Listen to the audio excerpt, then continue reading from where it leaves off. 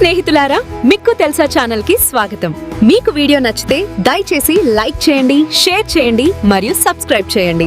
అప్పుల్లో కూరుకుపోయి చదువు కూడా సరిగ్గా లేకుండా ఒక ఫ్యాక్టరీలో పనిచేసే మామూలు మనిషి కేవలం తన ఆలోచన విధానాన్ని మార్చుకుని ఏకంగా 100 కోట్ల సామ్రాజ్యాన్ని ఎలా నిర్మించగలిగాడు?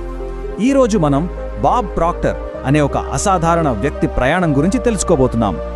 అయితే ఇక్కడ మనందరికీ వచ్చే అసలైన ప్రశ్న ఏంటంటే, ప్రాక్టర్ సాధించింది కేవలం అదృష్టం వల్ల జరిగిన ఒక అద్భుతమా, లేకపోతే దాని వెనుక ఎవరైనా నేర్చుకుని పాటించగల ఒక సైన్స్ ఉందా?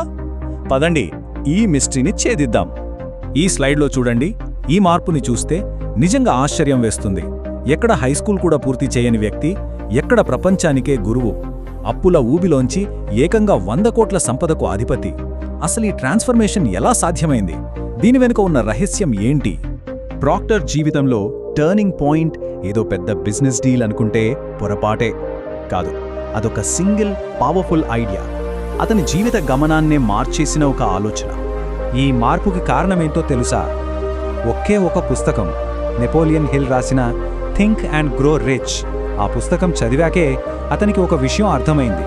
అరే, పేదరికం అనేది మన తలరాత కాదు, అది కేవలం మన ఆలోచనల ఫలితం మాత్రమేనని. ఈ ఒక్క రియలైజేషన్ అతని ప్రపంచాన్నే తలక్రిందులు చేసింది. ఆ పుస్తకంలోంచి అతను నేర్చుకున్న అతి ముఖ్యమైన సూత్రం ఇదే: మీరు ఏది ఆలోచిస్తారో అదే అవుతారు. సింపుల్గా అనిపించిన ఈ ఒక్క వాక్యమే ప్రాక్టర్ తత్వానికి పునాదిగా మారింది. మన ఆలోచనలే మన వాస్తవికతను సృష్టిస్తాయన్నమాట. మరి మనల్ని ముందుకు వెళ్లకుండా ఆపేదేంటి? దాన్నే ప్రాక్టర్ పారాడైమ్ అంటారు. అంటే మన సబ్ కాన్షియస్ మైండ్లో లోతుగా పాతుకుపోయిన కొన్ని అలవాట్లు, కొన్ని నమ్మకాలు. ఇవి మనకు తెలియకుండానే మనల్ని ఒకే చోట కట్టిపడేస్తాయి, ఒక ఆటో పైలట్ మోడ్లో నడిపిస్తాయి. ఇక రెండోది స్వీయ చిత్రం, అంటే సెల్ఫ్ ఇమేజ్. మన గురించి మనకు లోపల ఒక చిత్రం ఉంటుంది కదా. మనం ఏం సాధించగలం, ఏం సాధించలేమనేది ఆ చిత్రమే డిసైడ్ చేస్తుంది. మనల్ని మనం ఒక పేదవాడిగా చూసుకుంటే బయట ప్రపంచంలో ఎప్పటికీ ధనవంతులం కాలేం. అందుకే ప్రాక్టర్ అంటారు, మీరు మీ స్వీయ చిత్రాన్ని ఎప్పటికీ దాటి వెళ్ళలేరు అని. ఎంత అద్భుతమైన మాట కదా! అంటే బయట ఫలితాలు మారాలంటే ముందు మన లోపల మన గురించి మనం వేసుకున్న చిత్రాన్ని మార్చుకోవాలి. సో ఇక్కడ 2 రకాల మైండ్ సెట్స్ ఉంటాయి. ఒకటి కొరత మనస్తత్వం, రెండోది సమృద్ధి మనస్తత్వం. కొరత మనస్తత్వం వాళ్ళు ఎప్పుడూ అయ్యో డబ్బు అయిపోతుందేమో అని భయపడతారు. కానీ సమృద్ధి మనస్తత్వం ఉన్నవాళ్ళు డబ్బునొక ఎనర్జీలా చూస్తారు. దాన్ని ఇన్వెస్ట్ చేస్తారు, సర్క్యులేట్ చేస్తారు, ఇంకా పెంచుతారు. సరే, ఇప్పటిదాకా థియరీ గురించి మాట్లాడుకున్నాం గదా. మరి ప్రాక్టికల్గా బాబ్ ప్రాక్టర్ తన మైండ్ని రీప్రోగ్రామ్ చేసుకోవడానికి ఏం చేశాడు? ఆ ఆచరణాత్మక దశలు ఏంటో ఇప్పుడు చూద్దాం. ఏ లక్ష్యాన్నైనా సాధించటానికి ప్రాక్టర్ చెప్పినవి 3 సింపుల్ స్టెప్స్. First, clarity. మీకు ఏం కావాలో, ఎందుకు కావాలో, ఎప్పటిలోగా కావాలో క్రిస్టల్ క్లియర్గా ఉండాలి. Second, belief. దాన్ని మీరు సాధించగలరని నరాల్లో నమ్మాలి. Third, vibration. అంటే ఆ లక్ష్యం ఇప్పటికే నెరవేరినట్టు ఫీల్ అవ్వాలి. మీ ఫీలింగ్స్, మీ ఆలోచనలు అన్నీ ఆ గోల్తో సింక్ అవ్వాలి. ఇక మరో ముఖ్యమైన విషయం, శీఘ్ర నిర్ణయం యొక్క శక్తి.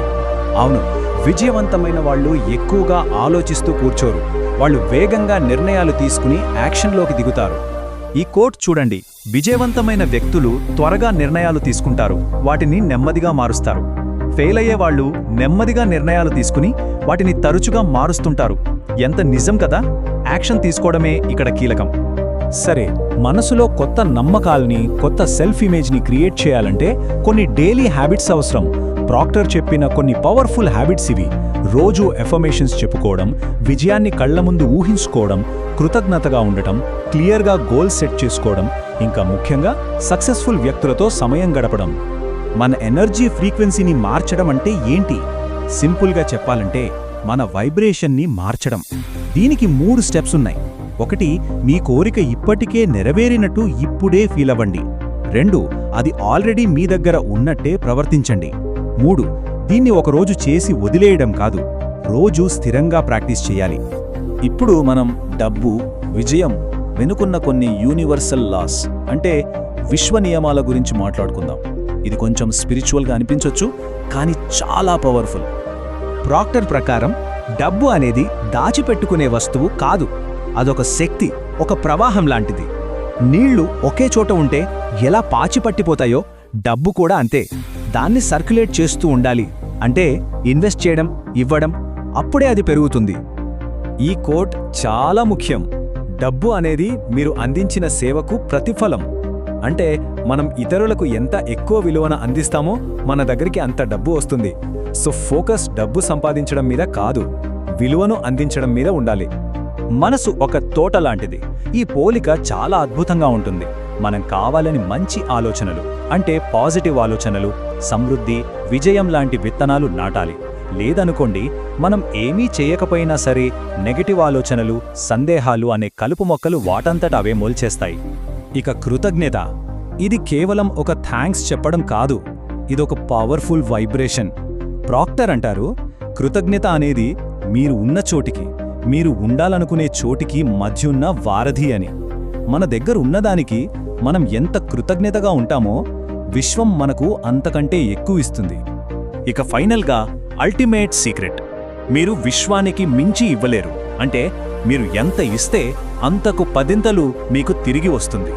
అది మీ సమయం కావచ్చు, మీ జ్ఞానం కావచ్చు, డబ్బు కావచ్చు. ఇవ్వటంలోనే తీసుకోవడం అనే రహస్యం దాగి ఉంది. సో ఫైనల్గా మనం అర్థం చేసుకోవాల్సింది ఏంటంటే, పేదరికం అయినా సంపద అయినా ఇవి రెండూ అదృష్టం వల్ల రావు. అవి కేవలం మన అలవాట్లు, మన ఆలోచనల ఎంపికలు. మనం దేన్ని ఎంచుకుంటే అదే మన వాస్తవంగా మారుతుంది. మరి ప్రశ్న ఏమిటంటే, మీ మనసు అనే తోటలో మీరు ఏ విత్తనాలు నాటాలని నిర్ణయించుకుంటున్నారు? మీ ఆలోచనలను ఎంచుకునే శక్తి మీ చేతుల్లోనే ఉంది. ఆ నిర్ణయం ఎప్పుడు తీసుకుంటారు?